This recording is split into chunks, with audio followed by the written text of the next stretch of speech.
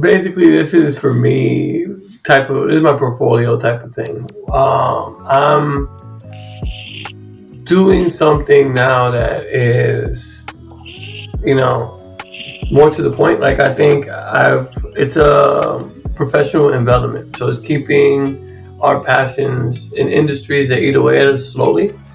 And I think that we hear from like plenty of different perspectives, but I think like like we are out here doing it ourselves, right? And essentially, like, what is the thing or things that kind of keep us going, until retirement age?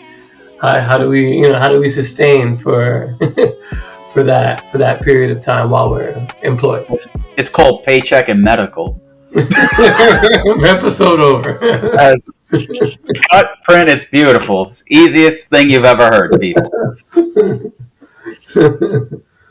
Oh man, well, I think, but I think it's a good conversation. I think speaking with you today, it's like I want to jump to different industries, right? Essentially and eventually. Um, but I mean, why not start in the world that we know and talk about like life on this side of things as teachers, but or as educators, but at least in the sense that without the lens of like with this defeatist mindset that that everything is doomed, so to speak.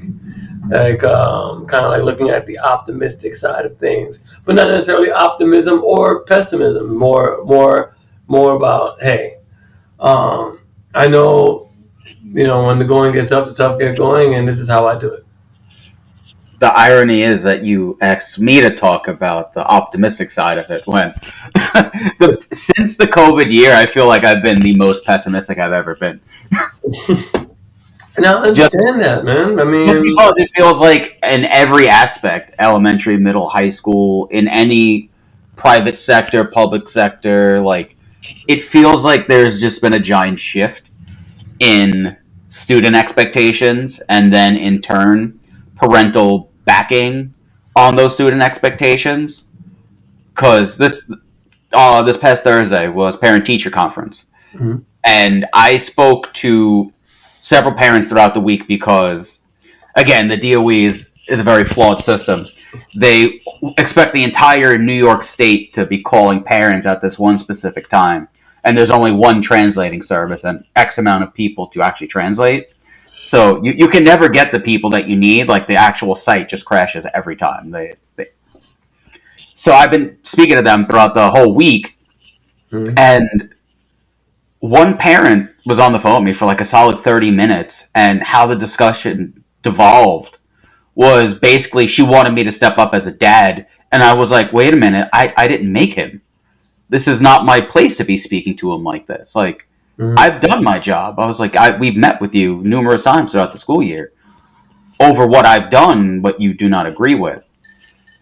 And she was just like, well, I need you to speak to him man to man, not as a teacher, but as a man. And I went, okay.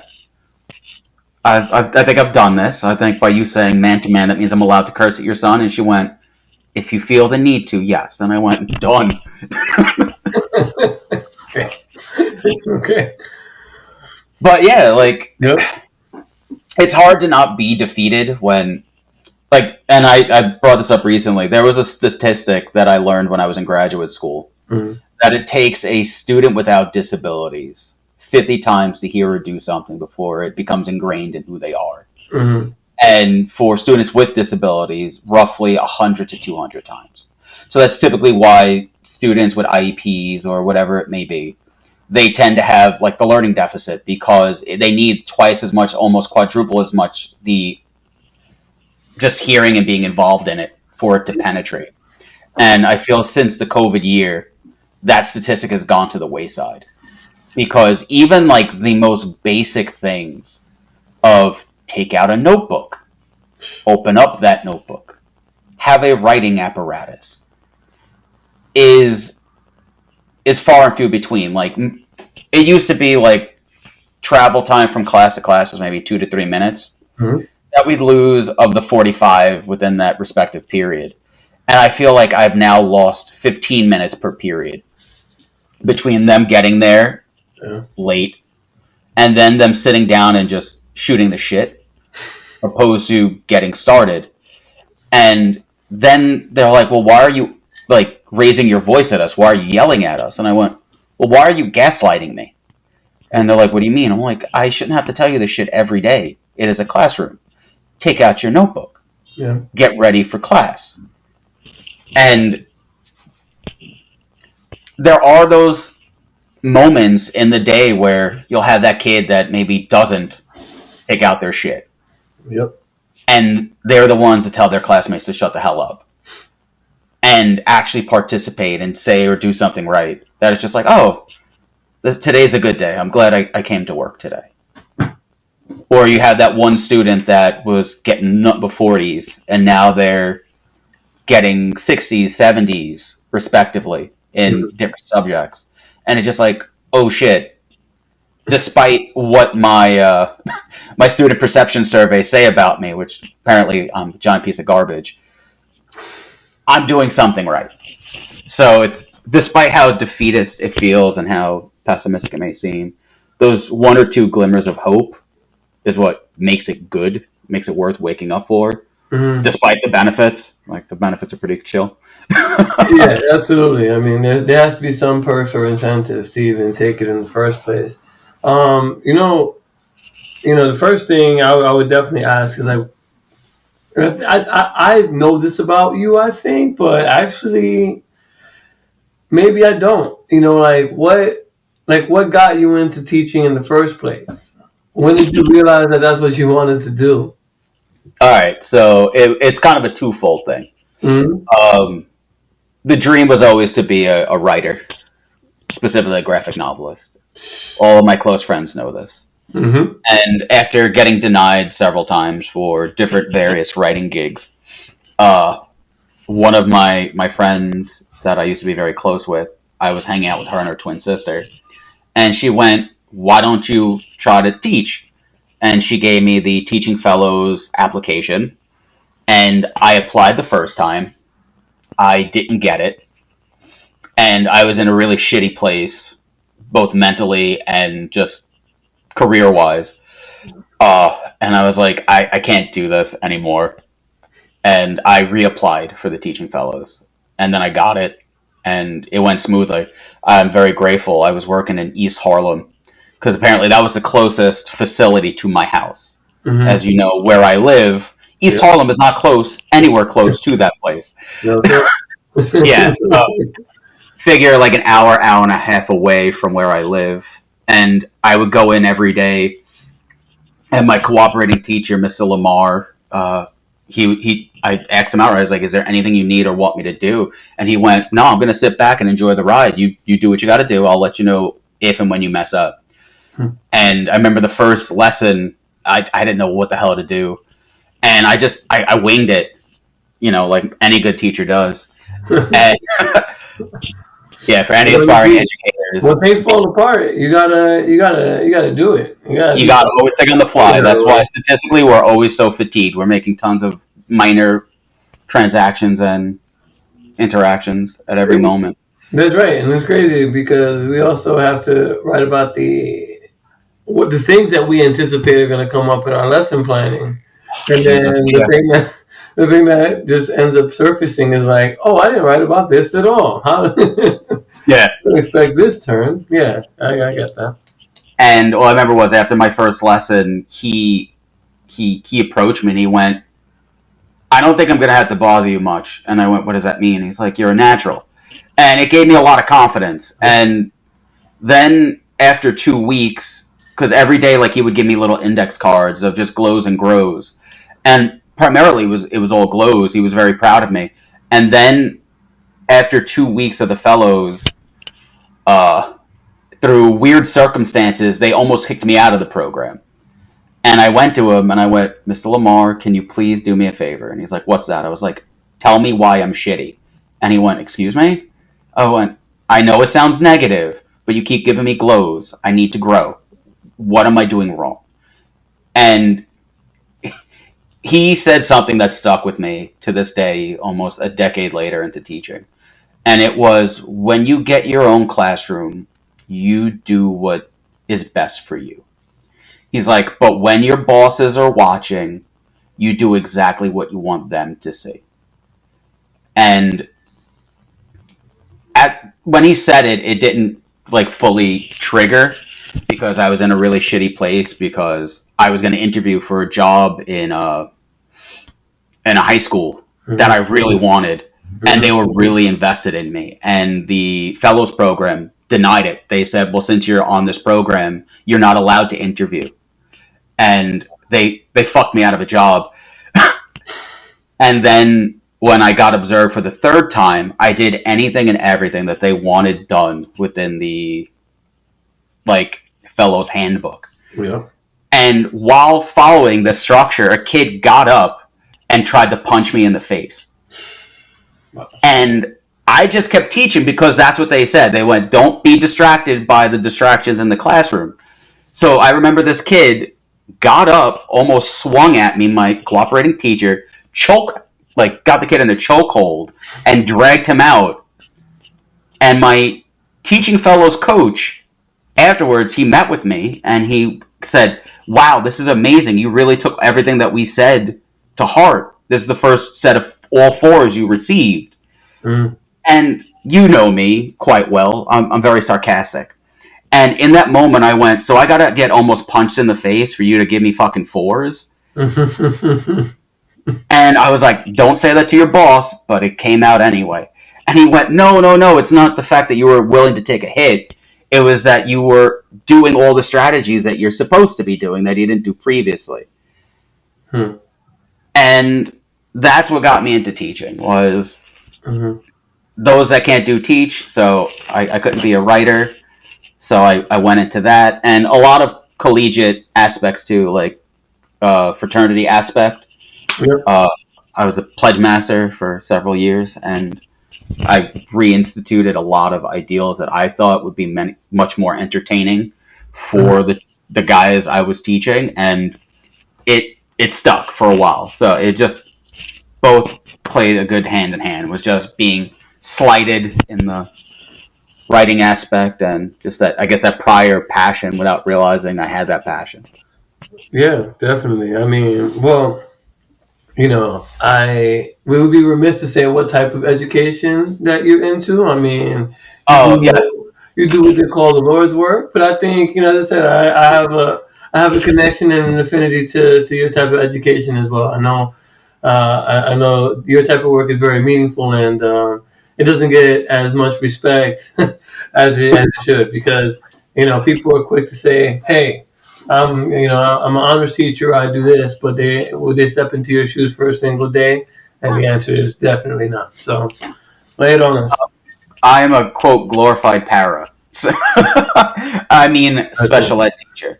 So it's funny you mention that, because when I was in my first building, I remember I very rarely, if ever, took off. And the first time I ever was absent, I had like a severe flu. It was like my third year teaching there. Yeah.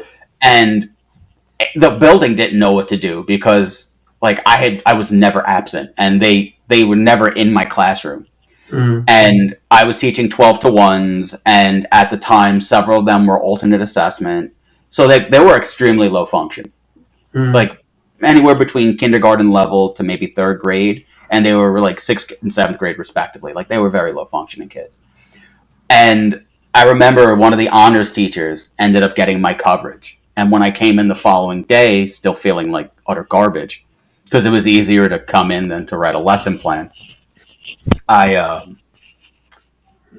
was approached by her, and she went, "How the fuck do you do that?" And I went, "Do what?"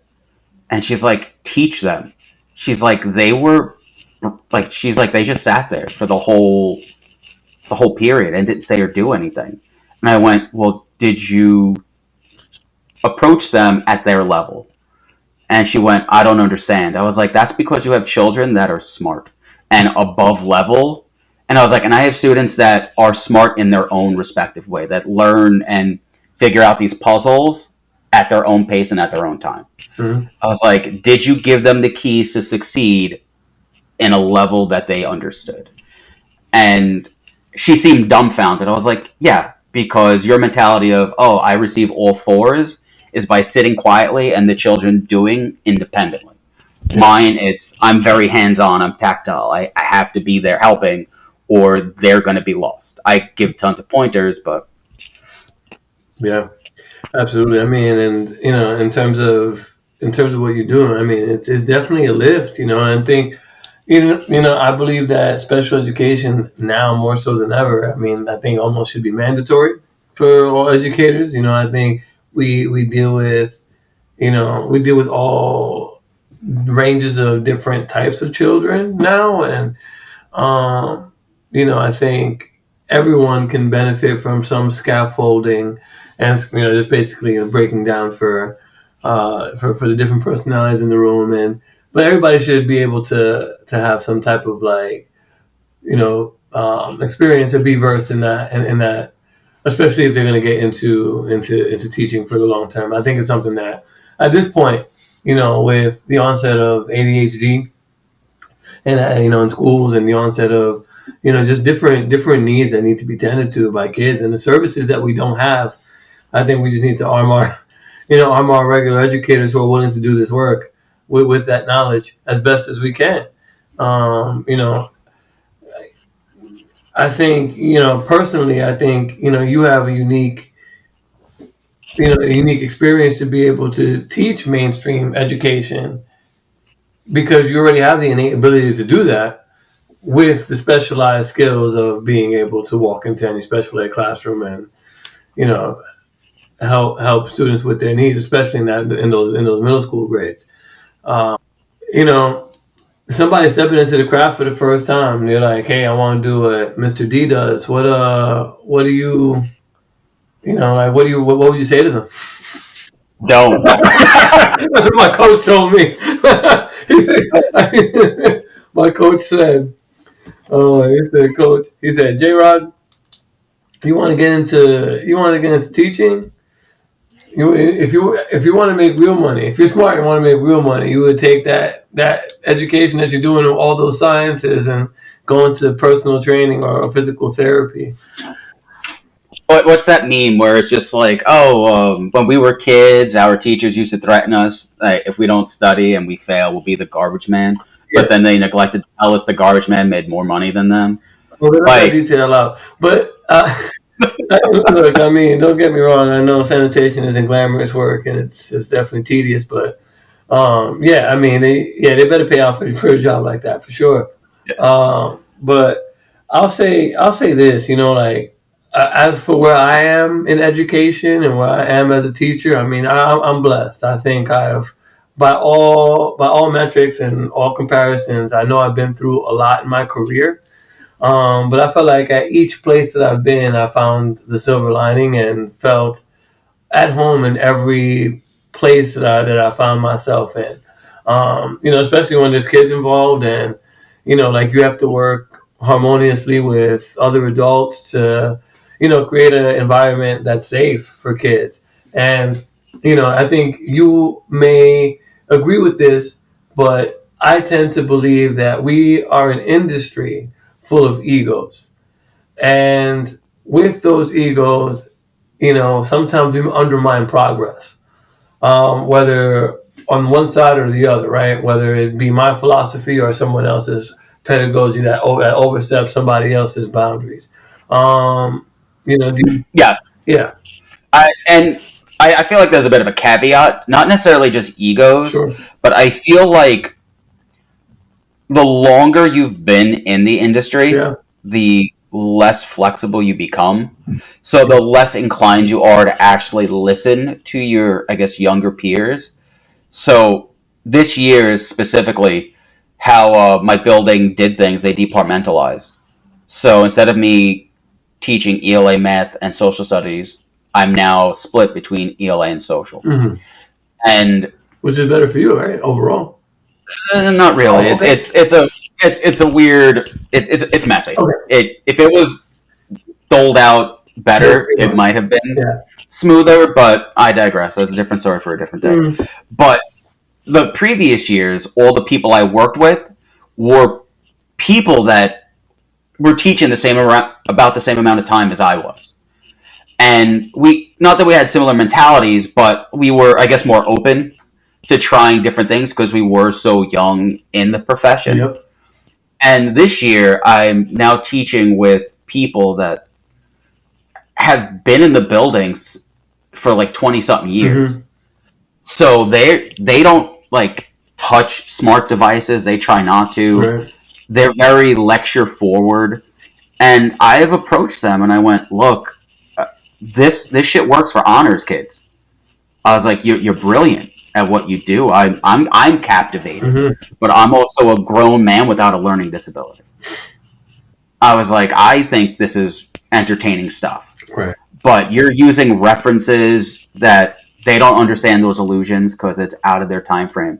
You're using multisyllabic words that these kids can't say or process. Mm-hmm. I was like, you're expecting children in the digital era to focus for a full 40 minutes when they can't even, and we as adults can't even focus for like more than 10 minutes. Mm. Because I know most of us, the second we have PDs after work, half of us aren't doing a damn thing that we're supposed to be doing. We're catching up on grading. We're dealing with emails with parents, with X, Y, and Z, our personal lives. Yeah. And now we're expecting kids who haven't been trained to think properly for the past 4 years. Yeah. And I've tried to step in. I said, look, let me teach. Let me do what I do. I'll show you how I teach. And then we can incorporate both of our styles. And many of them, like once or twice, they would let me take the reign. Mm-hmm. And then they just went, that's too much energy. I can't deal with that. And I'm like, but the kids are producing. Isn't that what we want, is them to produce? And it was, well, they're not producing the way I want it to, so we're just going to stick to this method. Mm. So a lot of times it becomes like a chalk and talk. Yeah. And then they're like, well, why aren't they participating? I was like, because they're fucking bored. I was like, I'm a grown man, and I'm in the background looking at the clock repeatedly, saying, when is this going to be over? Because as a special ed teacher, if you're not giving them work to do, Mm-hmm. I'm just standing there. Like, I can give them all the guided notes and graphic organizers in the world, but if they're not doing any legit work and they're just copying and pasting, like from the board onto their notebooks, I'm just another body in the room. Mm. So Yeah. I think sometimes egos need to be pushed aside. I feel like many times it's the older they are, the harder they are to budge. Yeah. Because they're like, I've been doing this for 20 years. My resume speaks volumes. That's right. Like, you're still wet behind the ears. What do you know? And it's just like, I'm around them. Right. This always inevitably happens, and we're probably gonna get to that point one day. Hopefully, we'll have the insight or the foresight to see that we have to be adaptable and change with the times. But I think that's what's currently happening right now. I think kids are beginning to learn differently, or we're having a different set of priorities, and education is not matching the speed in which those priorities are being met. The other thing is, I don't think we know what a uniform education looks like, and I think there is a question of whether we should have education uniformly. And that, of course, aside from, I think the other pieces of it are, mathematics is probably one of the hardest subjects to teach, hardest subjects for the kids, or a lot of some kids to learn. I think with math science, like again globally, right? These are things that we often kind of like compare ourselves to other places, and we're like, well, if we're going by the metrics of what a European education looks like, in certain areas we're behind the markers of where we're supposed to be in those benchmarks. But essentially, our bar is, you know, our bar is changing also because of social emotional learning. That's another piece to it too. And I think kids' feelings toward education and kids' feelings toward their their school is now a big factor and a big effect into what's their daily education is. And this is a piece that we also have to teach too. We have to teach to the different emotions and ranges of perspectives in the class, as well as the content. I disagree a little bit in that regard. So, with a lot of the children having deficits, we have to think on a American standpoint. Like we instituted many moons ago, like no student left behind. That's right. And then it was, well, no matter how poorly you do, they're going to find a way to push you forward. And that was mainly because, again, the classroom sizes were a huge issue. I know U of T is still fighting and vying for classrooms to not exceed 30, that they're trying to push it down to anywhere between 20 to 25, because it is very difficult to account for all 30 children, as terrible as it sounds. Mm-hmm. Like, we try to be as invested as we can, but again, sometimes the squeaky wheel gets the oil. So if I have a kid that's more vocal, actively saying, I need help, and when I ask the whole classroom and I check for understanding, do you get it? And they say no, like they don't say anything. I go into the assumption they get it. Then 20 minutes later, like, well, I didn't get it. No. When I checked in, why didn't you say anything? Oh, I didn't want to. Okay. That's why you didn't get help. Yeah. And so between that, with the No Child Left Behind, and to bring it back again, Sally, to like the COVID years, for the 2020, the 2020, and the 2021 school year, there were a lot of assumptions made in to benefit the kids. Where it was, oh, we don't know their circumstances, we'll give them the benefit of the doubt.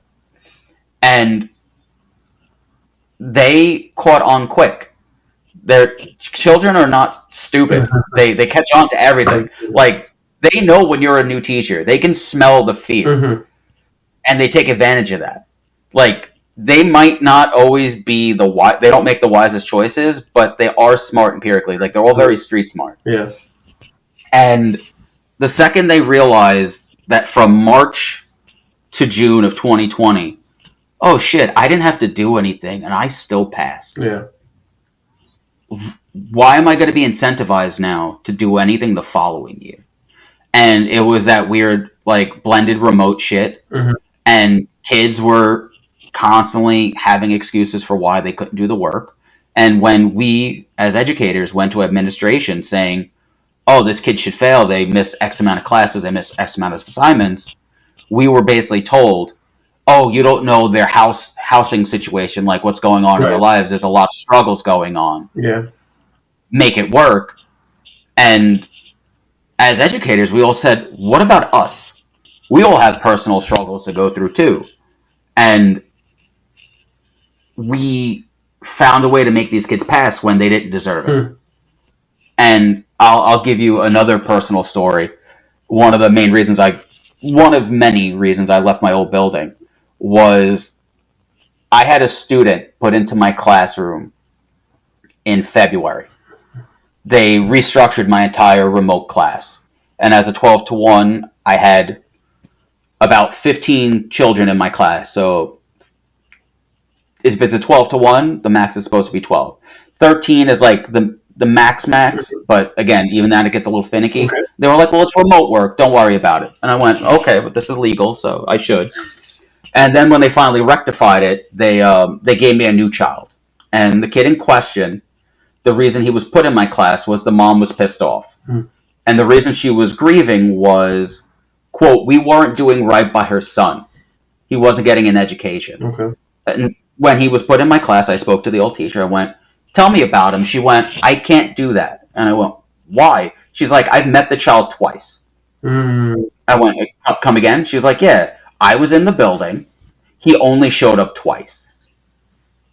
So I was like, oh, cool. Now he's going to be at home around his toys, around his game systems. I'm never going to see him. And lo and behold, I never did. Okay. He logged on 18 times, but never actually said or did anything. Let's see. And I gave him the failing grades. Mm-hmm. I had to fill out a black line. Mm-hmm. And when I failed them and submitted the black lines, they said, you don't have any data to support why you should fail him. And I went, because the child never did anything. And I was met with, oh, well, that means you didn't have sufficient data to fail him, so the child passes automatically. And I went, wait. That's not how this works. I was like, I came in every day. I was like, I was up an hour early. I was in an hour late, helping my kids, who, again, several alternate assessment students, do their work. I was like, I was busting my ass to make sure these children who were already delayed weren't delayed any further. This kid never did anything. I have proof. You can ask every parent that I've taught those students. They heard me. I was doing my job. Mm. Why wasn't he doing his? And they were like, well, you don't have the data to support that you actually did that. So he gets pushed to the next grade. And then I had child services call me. Same thing. They're like, how come you didn't do anything? And I went, I did. How come you haven't done anything? He hasn't been in school for over a year. Yep. And they got an attitude with me. Yep. And the kid ended up going to the 7th grade. He cut most of that too, from what I was told by an old peer. And he then became an 8th grader. So many of these kids, they were not doing anything. And then they figured, why do I still need to apply myself? Why do I need to try? Like, I had students last year that they recalculated the weighings of, like, the work in school. Mm-hmm. So they reformatted homework to be worth 5%, assessments to be like 40%, whatever the hell it was. And one of my lazy students, one of my lazier learners, he applied himself and used some really powerful logical thinking. And I was marking off their homeworks or lack thereof, and I made the comment. I was like, dude, I've called your parents like a ton about you not doing your work. Why aren't you trying? And his response was, 100% minus 5% is 95%. If I actually wanted to try, I'd still pass. And I'm like, oh shit, he figured out one of the standards. He figured out word problems. I was like, cool, we could check that off. But the fact that the kid was that abundantly quick with it and said, well, why do I need to apply myself? I can still get a 95 by not doing any of this shit. And I went, cool, this is our future. That instead of actively trying to apply themselves, they're just looking for any out. You know, that's deep. I think, you know, so all right. So, question. I think the question I have at this point is, I mean, I know at this, you know, you're a young veteran but you are a veteran at this point of the game. What do you think is the future of special education? Do you think is going to improve? We're going to be able to pull the nose up at some point? Are we going to be able to kind of get over these trends? And I know that the perspectives in which you and I are speaking from are simply our own. We're not talking for, you know, the education system as a whole, because I know everybody has different experiences and are in different environments. But, you know, we've been around it so much, and in our intimate conversations and in other spaces, it's just like, you know, at conferences you hear about all of the things that education is trying to solve, and, you know, like professional developments. You know, we go and we recycle some, you know, some methodologies that may or may not be working. We also find that when it comes to just, you know, the profession of teaching, you know, I think we've kind of alluded and mentioned to the fact that it is getting increasingly more difficult to get through to the interest level of a child, let alone to the engagement. and have them, take their experience more seriously. I also know that that's not the case for all children. I think there's a good portion of children, in a lot of cases, who are eager to learn, who love school, who love their environments, like have strong parental, support, strong educational support. There are very very strong teachers in the craft.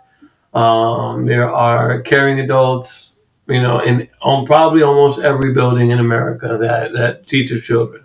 There's at least one. Um, so with all that said and all that applied, do you think that there is any, for lack of a better word, hope for the future in your field? There's hope if certain stipulations are met. Okay. And first one is parent involvement. We teach math, ELA, social studies, science, art, foreign language, PE. We teach all of that stuff. We are teaching specific curriculums. What we should not have to teach is manners, respect. Those are things that are deeply seated at home. Mm-hmm. If I have to teach your children how to be respectful, it takes away from my time teaching them how to read, at least how to read academically, how to write academically. It takes away from the classroom. As I previously stated before, like it used to be like when transitioning from one classroom to another and getting your stuff ready, it should have been roughly 2 to 3 at max 4 minutes. Mm-hmm.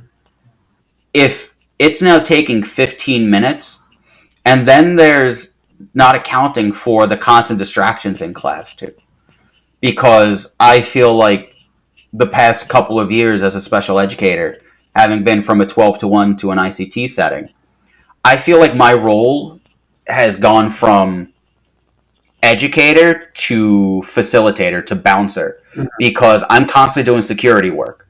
I'm making sure the kids aren't screwing around. I'm making sure they're focused, because they have no digital agency. Mm-hmm. If we tell them to do work on the computers, I shouldn't have to tell you 1,001 times, stop playing video games. Like, at the end of the day, it's your grade. And that segues into the second part, which you get what you get, you do not regret. Mm-hmm. And you need to stop crying to your parents and having them defend you tooth and nail for your inadequacies. Mm-hmm. Like, the amount of parents that I've had, and I've told them outright, like, I'm very on top of reaching out, whether email, phone call, text message, whatever. Like, if I need to send a carrier pigeon, I'll do it. I make sure the parents are well informed about their children and their behaviors. Yeah. And I had a parent that I called one day. I was like, your daughter called me a bitch. And then she was just an absolute monster to me. Mm. And the same child was fairly nasty to one of my peers. So we collectively, as a group, called. We were on the phone for about an hour, hour 15. So about 2 periods of this woman berating us about our behavior towards her daughter. And I went, ma'am, she was the one that insulted us and disrespected us. How are we in the wrong? Oh, well, you don't know what's going on in her household. And I went, okay, if she doesn't say anything, we're not mind readers. Yeah. I was like, your daughter was drawing, and when I asked her to politely, please stop, I was asked, why am I being such a bitch? Sorry? I'll just let you doodle next time. And then later on in that quarter, when report cards were due, we contacted the mother and said she was failing several classes. Mm. Oh, I don't believe this. Came up, met with all of us, and immediately started finger pointing at all of the teachers there. Mm. And one of my peers very respectfully said, ma'am, we don't do that here. We are better than this. Mm. And I casually brought up, I went, I would understand if it was one teacher. Two, it seems rare, but possibly. Mhm. I was like, but there are about seven of us that all teach your daughter. You're telling us all seven of us are dropping the ball that badly that your daughter's failing? Do we not see that the common denominator is your kid? Yeah. And she didn't want to hear any of it. So parents taking accountability for their children and their actions. Yeah, I agree with the idea that there is a lot of enabling going on when it comes to, you know, poor learning habits.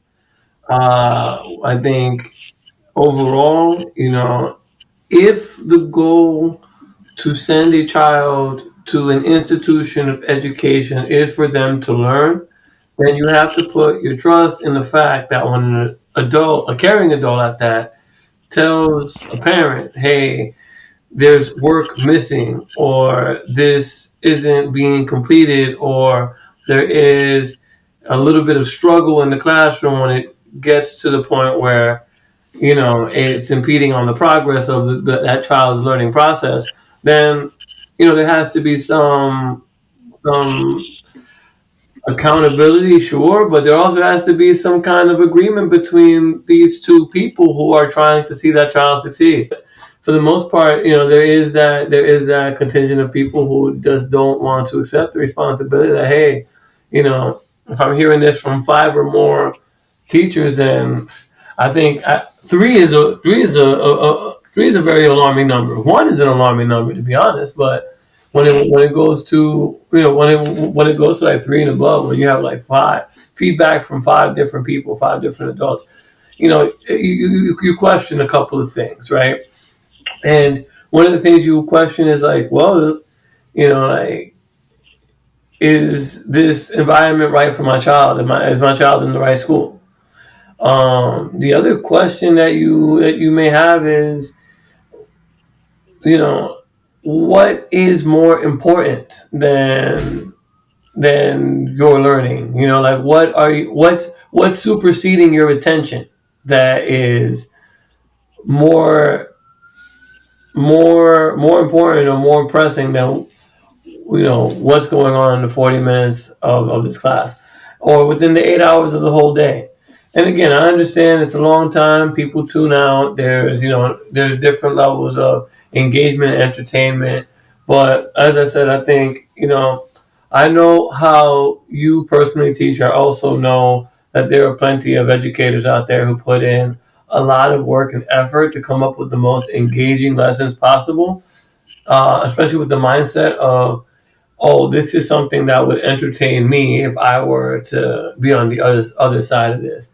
You know, because you don't want to put out a product in which you are going to be bored by. That's the overall goal. So, um, you know, and for people who think, work, and act accordingly, then, you know, and you're experiencing those problems, and you're saying that this has been stemming since, you know, mid 2020 and beyond. I think it's, you know, yes, we're shaking a lot of it off, and we are rebuilding some of these habits. You know, like it's a work in progress, and yes, there's going to be some struggle points, but you know, from what I'm hearing from you is that, you know, it would be a little easier if there was some collaboration and cooperation with, you know, the adults being parent and faculty. Yeah, and there are other factors too, like administration, whether admin themselves or just like higher ups that dole out the things that we have to do. Like, make it make sense because in my old building, they we used to have an in-house. Like, if the kid did something severely bad, they would stay in the hot box basically for a day to whatever it may be until it determined that the child served an amount of time for the actions that they did.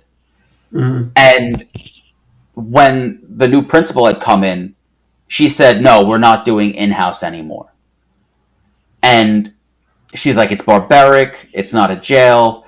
And I get where her viewpoint was, but when the children then hear, oh, there's no more place to go when I'm in trouble, I can just do whatever I want. Mm-hmm. And it became a giant hellscape. The kids were doing anything and everything without being penalized. And I feel like many buildings now were feeling that same thing. Like, we were so invested with SEL, social emotional learning, that they were like, oh, they're acting out because of this, because of that. Again, us placating and making excuses for their negative behaviors. And they were never really punished. So even us as adults, if you know you can get away with something, you're going to do it, right? Depending on what it is, for the most part. Yeah, maybe even to the smallest extent, I'm sure. Yeah, Yeah. in certain applications, that would definitely make sense for all of us.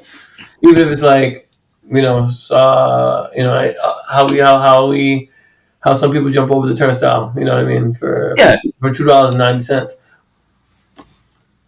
Yeah, and I think that's part of the issue too. Is there are so many children, and I'll even say adults as well, that see that they can screw over the system, so they are, and it defeats the purpose of trying to have some type of structure in a classroom, because that's all, like, for anybody that ever wants to go into teaching, rule number one of being a good educator is just classroom management. Mm-hmm.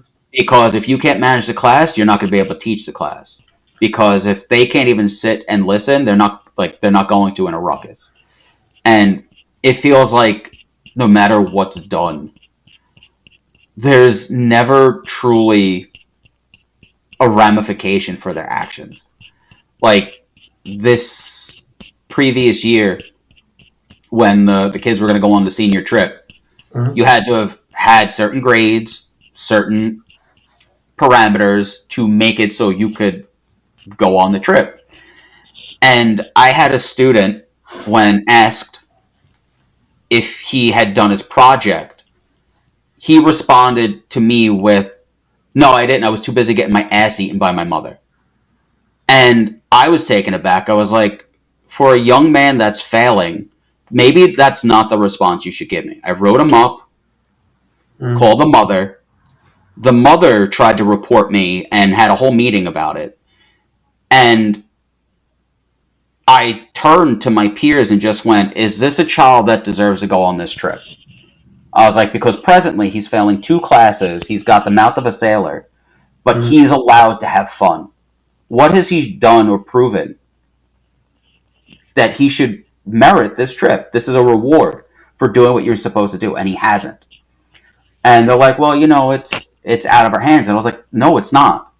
I was like, something needs to be done. And a lot of them, they're just like, oh, well, we're going to get what we want anyway.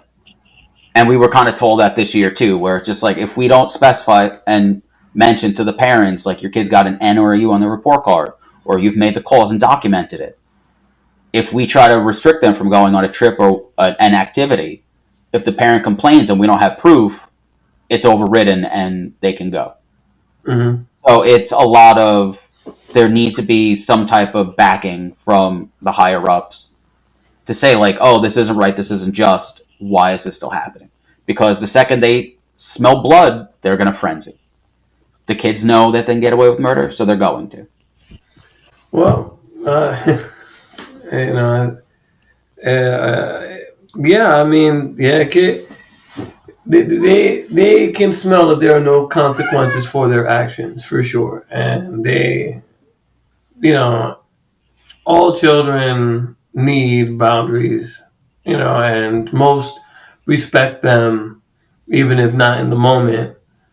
Having those defined areas where, these are the bounds of trust that we have as educators, boom, like, or as adults, as parents. These are the bounds. If you exceed those bounds, then there has to be some either conversation or like action, like behind addressing you, because you don't want.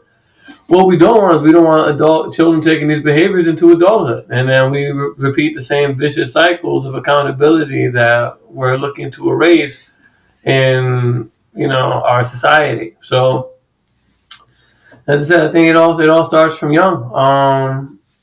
I think let's go here. What would you say is in a snapshot? Like, what is your resume, so to speak? Like, what have I done teaching wise? Yeah, I mean, and as I said, like, not it doesn't have to be specific schools, but like a little bit of a few highlights about yourself, a little bit about your journey. Man, I apparently am a man that wears many hats. Um, Special ed, students with disabilities, 7 to 12. I've taught primarily in middle school, Mhm. 6th, 7th, and 8th grade. Um, 6th grade, I've taught for 5 years. 7th grade, I taught for 2 years. That was the bridge class. Mhm. No, 3 years actually. Three, four. My third year, fourth year, and fifth year was a bridge 6, 7. And then the past 3 years has been 8th grade. Um, my focus is in ELA, but again, I've taught ELA, math, social studies, and science. I was a health teacher for a year. That was fun. Um, We gotta talk about health. That's oh, yeah. a Uh, and my favorite was I had, and this goes back to just administration kind of helping you out opposed to kind of just selling you out. mm, I became a speech pathologist for a year mm, without the licensing or the pay. Um, I was told by my administration that I, quote, wasn't doing enough for my kids, to which I respectfully clapped back and said, why don't you help me do more for the kids by getting me a smart board? And oh my god. somehow or another, that statement went to the wayside. But they knew to send me to several PDs on how to do Wilson's program, really great reading, and several other very wonderful uh, projects, Hmm. like PDs about just speech, phonetic awareness, and yeah, it's a lot of fun. This year, presently, as I stated, I'm just doing ELA and social studies, but I feel like next year I'm going to be teaching math again. Got it. And then, like when, you are not in the classroom, what is it that you do to kind of unwind or take your mind off things or just kind of invigorate yourself and inspire you? I work out a decent bit. I've always found walking very soothing. Hmm. So I do tons of cardio. I'll just walk around the neighborhood wherever my feet take me. I'll read. I've actually gotten back into reading. It's weird going from like building to building and then curriculum to curriculum. Hmm. A lot of times you don't spend that time on yourself like doing things that you enjoy. Sure. You end up just like spending that free time reading the crap you have to so you can be prepared for work. Yeah. And this year has been, I wouldn't say a cakewalk because cake is sweet and delicate. This has been stepping on rocks, very jagged rocks. Damn. Yeah, Yeah. because for anybody that works in New York City for the DOE, they're trying to institute a new curriculum in ELA called HMH, Hmm. and it is definitely made by people that have never taught a day in their life.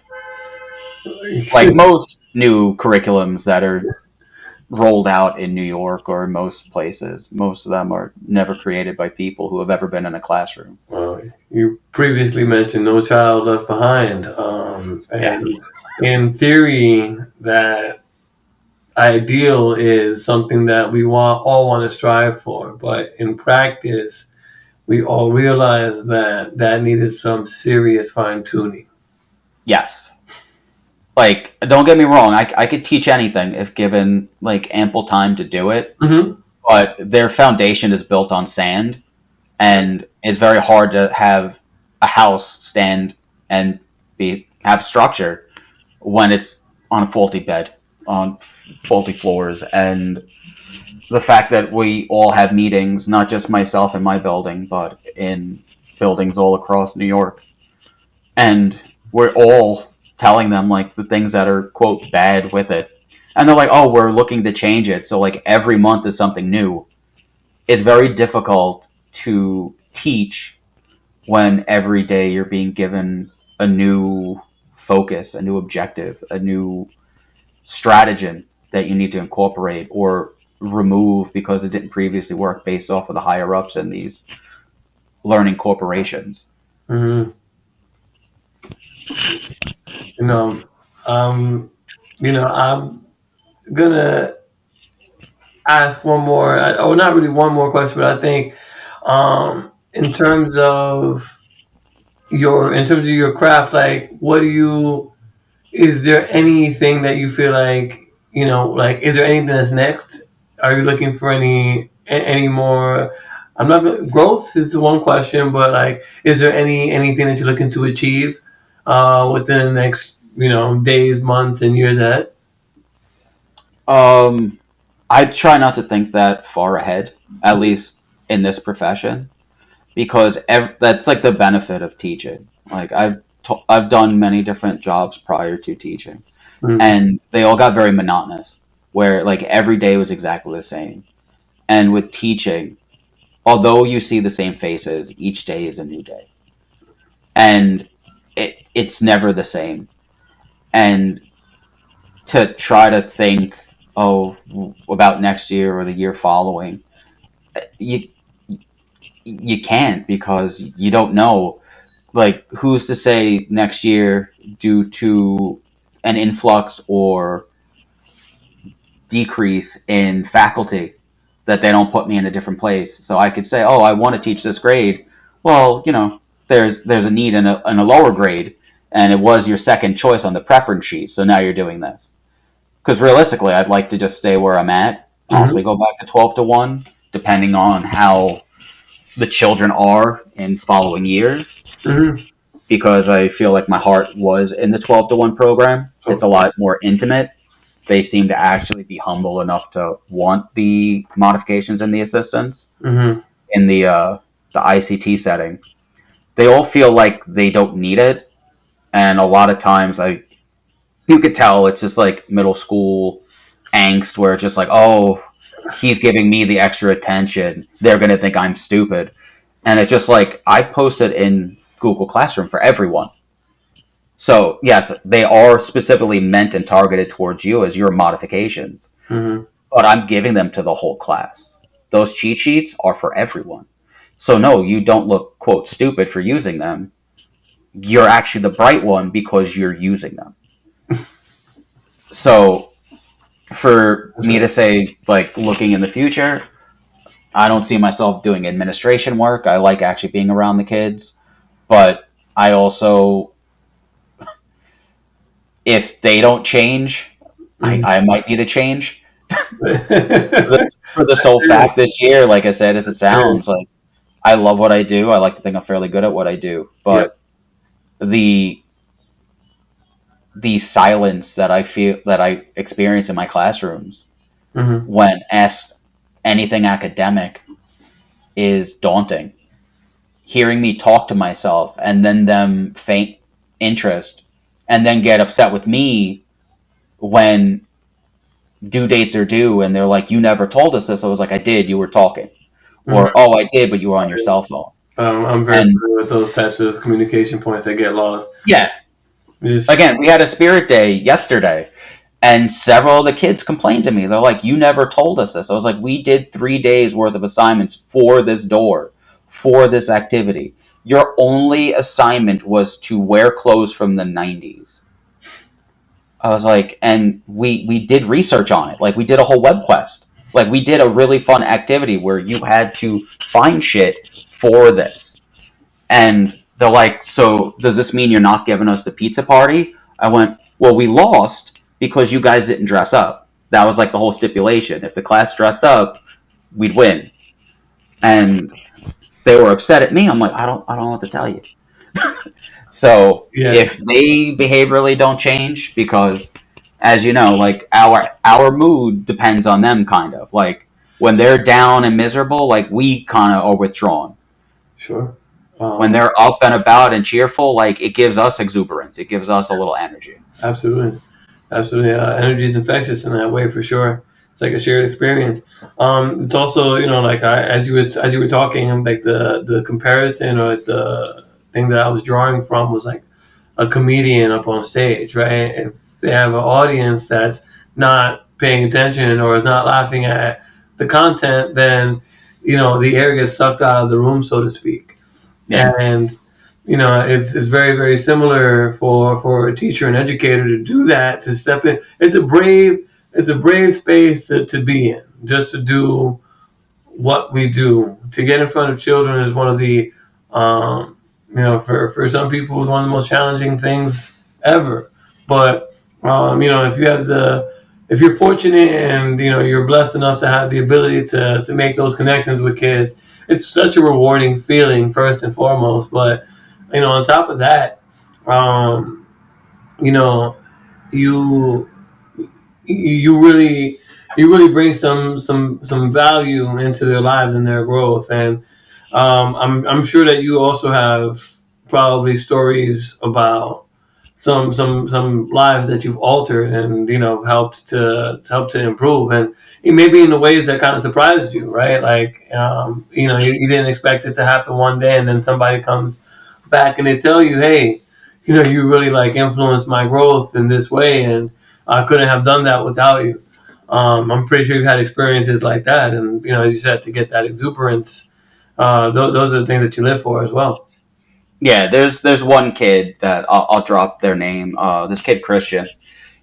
He was put into my class my second year of teaching.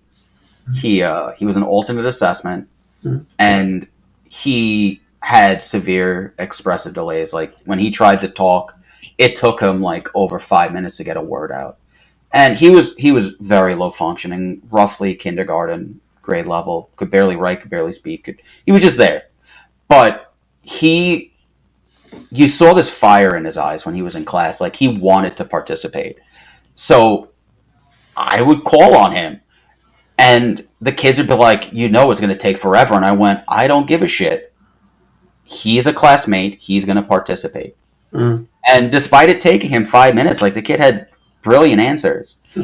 And I kept pushing the confidence, and all of my peers that had him for related services were like, how do you interact with him? It's so difficult. I went, that's my dude. Like he does his work. And they're like, seriously? I was like, yeah, it takes him a year and a day, but I got all fucking day. Like, where am I going? That's right. I'm there with them. Like, it takes them all a long ass time, but that's what I'm there for. And then the following year, I had the bridge class, so I was teaching the 6th and 7th grade, and they more or less said, like, we're gonna give you the lowest of the low from the previous class to put with the 6th graders, so they're around the same grade level. And I got this kid again, and I was so ecstatic because you never truly see how much a kid grows until you actually see the growth. Mm-hmm. So, like, when you're in the moment, you don't see the changes. But then the 3 months from, like, summer vacation, the 2 months, whatever, I had him again in September and kind of did a similar curriculum. Like, 6th and 7th grade are very similar. And just the dynamic of how he grew. And I remember putting him in my tenure binder, despite everybody telling me that I shouldn't. Because with your tenure binder, you're supposed to have like actual data. And with him, since he was an alternate, I wasn't supposed to give him any tests, or at least the ones I did had to be different.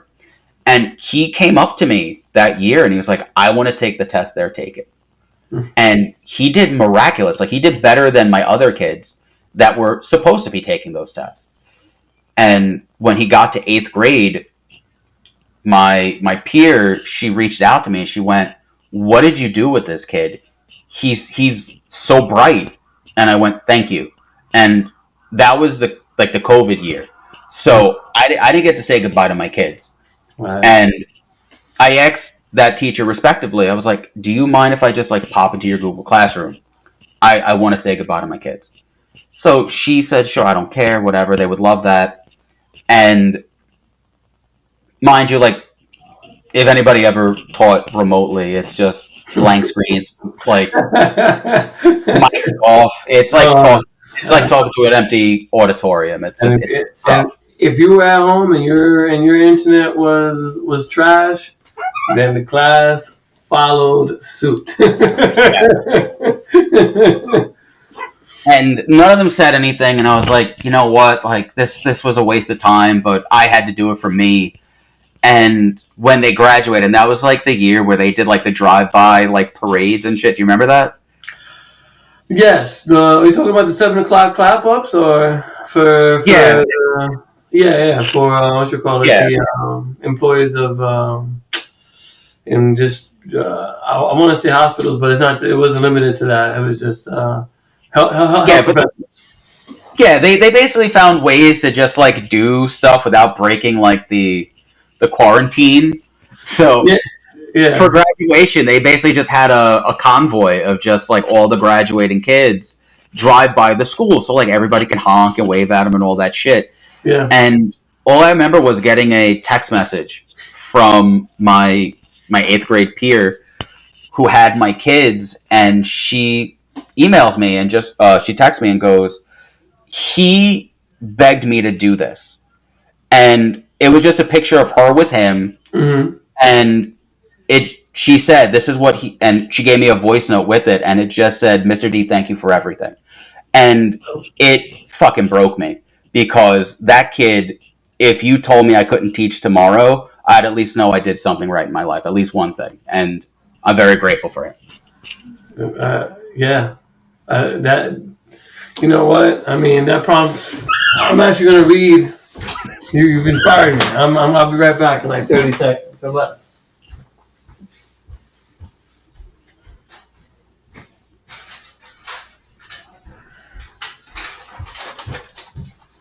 All right, I've returned. So one of the most important, I guess, pieces of paper I've ever held on to was this very piece of loose leaf right here. It was from one of my old school, and one of my old students who I used to teach, and subsequently I coached in basketball. Um, and it says, "Hey, coach, I remember the first day that I came into the gym thinking that this would be the worst class for the next school year. I remember not wanting to play anything and sitting on the sideline. Then I remember this man coming up to me and forcing me to play with them, and I thought that this is now enemy number one in school. Hmm. But this new person talked to me like we played together for years. This got me excited about the sports that Mr. Rodriguez was trying to teach me. You taught me so much, and I went from a very unathletic kid who was older than everyone to one of the best basketball players on the team. You motivated every one of us to do better and continue becoming better, which not many coaches could do. During the basketball season, the first year, even though we were terrible, you raised our spirits and kept us together. I hope you keep making stars out of nothing from future kids. Thank you for the greatest moments of my life." And that was one of those pieces of affirmation, like as a coach, like no matter what happens from here, like, and again, this is, I have a whole folder of it, and I think we all have, like our little keepsakes.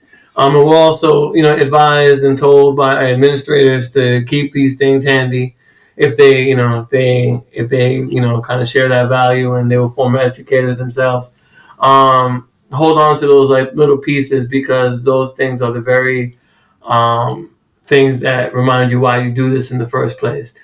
One of the things, man, I'm going to say is I choose teaching to talk about in professional development for the purpose of knowing that we have a market that's changing, like not less and less people want to get into this industry. And I understand why. One, teachers are deterring their students from wanting to do this in the first place. A student tells a teacher, "Hey, I want to be a teacher." The question the teacher asks that person is, Why? "Why?" Exactly, why? um, but and I myself, you say, because the learning process or the children, their focuses are getting more difficult, and you may have a career change as a result. If things don't improve or show themselves to, if this remains a consistent thing. For me, I've often gone back to the idea of if I ever leave this industry, it will never be because of the kids. They're the reason why I've been in it for so long. And I think, coming from a physical education or coaching space is a different type of engagement because a lot of kids are, have different, things, different metrics and different markers to think about. But all in all, like the crux and the core of what we do is essentially the same, man. It's to instill something in kids the best way that we are able, and to try to diversify how we do that, to try to reach as many minds in one room as possible. And when we say it out loud that way, it sounds like you know easy, simple, and civil work. But anybody who has done this intimately knows that it requires so much from you and of you, that when 180 days of full of work and effort, doesn't sound like a lot of time, but the you know every day that we have to ourselves is those days where we kind of have to give back to ourselves, so that we're able to kind of wash, rinse, repeat, and push forward the learning process as the expectations are. Where people are looking for answers more so now than ever. And I think, like, there are a lot of people who are working hard to provide those answers. And we have a lot of great people as a result of the struggle. But again, this is hard work. And, you got a chance, I got a chance to at least hear your perspective. And I hope that others, upon listening to this, will get a chance to get a clearer picture as to how challenging the work is, and what it really takes, the sacrifice that you make to make this job, um, quote unquote easy, or look easier. So I said thank you for your time, man. I think it was very informative. Any closing thoughts? Yeah, despite how negative I definitely came off in this whole thing, I'm not that miserable of a person. But no, it does have a lot of upsides. It genuinely does. But be warned, there are a lot of trials and tribulations that come with this profession, with this career. Whether it's the kids, the adults, it's typically the adults, quite frankly. Yeah. But you gotta you always realize that it might be shitty this day, it might be shitty this week, it might be shitty this month, hell, it might even be shitty this year. But the following year, everything changes. So yeah, it might be miserable now, but there's always a brighter tomorrow. So keep that in mind. That always go into the day that it's going to be good, because it's ironic. In my building, they're very dumbfounded. They're like, "You're always so positive. You always seem so chipper. Why is that?" And I went, "If you're not laughing, you're crying." and, You don't laugh, yeah. and I found myself using that. and Time or two. whatever energy you exude, the kids might also. Yeah. I usually try to come in chipper whenever I teach. It's always perky paced, because if I seem like I'm genuinely into it, they might too. Mm-hmm. And especially for special needs kids, who more times than not, the reason they don't do their work is because they're not good at it. Mm-hmm. If you make it Often. attainable to them and you seem like you're really invested, they will be too. Mm-hmm. Some of my greatest accomplishments have come from children who were grades below where they should have been. And they produced more than so many others that could. Mm-hmm. That I remember one AP one year, she observed me and she pulled me aside, and you know that feeling when, like, there's a cop behind you, even though you didn't do anything wrong, you put your hands on 10 and 2, like you go at a regular like, I was like, oh shit, I'm getting pulled over, what did I do? administrator, what did I do wrong? And she very innocently just went, that was better than some of the honors classes I've been. And I just said thank you. I was like, I'm glad at least somebody acknowledges that these That's right. kids are capable. So note that they are capable. Always, I know we shoot for rigor and trying to be a little above their grade level. Always shoot down, because you'd rather have everybody participate than nobody participate. Yeah. Oh man, that's it's, indeed. I think even summing it up, and for people who need the context, speak to them, not at them, right? Nice. That's really important. That's for certain. Man, I know I said I asked you one final question and closing thoughts, but this is the real final, for real closing thought question for you. What does retirement look like as you stand today and you project into the future? I'm gonna cast a vision for you. What what does retirement look like for Mr. D? I'm tier 6, so I don't think I'm ever allowed to retire. I just teach till I'm dead at this point. That's Yeah. What's retirement look like? I gotta make it there first. Like I said earlier, I don't try to look that far ahead. Yeah. Like, I take it day by day. Hopefully, when I get there, it'll be relaxing. I can finally turn off my alarm and call it a life. Man, look, I'm rooting for you in that, man. Hopefully, it entails vacations and vacation homes. Yeah. On an educated salary, we can make anything happen. Oh yeah, sure. Sure. Oh man. Well, thank you now for real, bro. Thank you for doing this, man. I appreciate it. Yeah, anytime. Yeah. So overall, man, what'd you think? Is it still on the record? I mean, no, let it roll. Now we closed out.